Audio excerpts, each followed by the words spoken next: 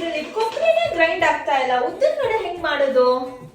ಬೇರೆ ಯಾವ್ದಾದ್ರು ಮಿಕ್ಸರ್ ನೋಡೋಣ. Wow guys, this is so amazing. Preethi Zodiac mixer Asia book of ರೆಕಾರ್ಡ್ಸ್ಗೆಲ್ಲ ಆಡ್ ಆಗ್ಬಿಟ್ಟಿದೆ. ದ ಬೆಸ್ಟ್ ಮಿಕ್ಸರ್ ಅಂತಾನೆ ಹೇಳ್ಬೋದು.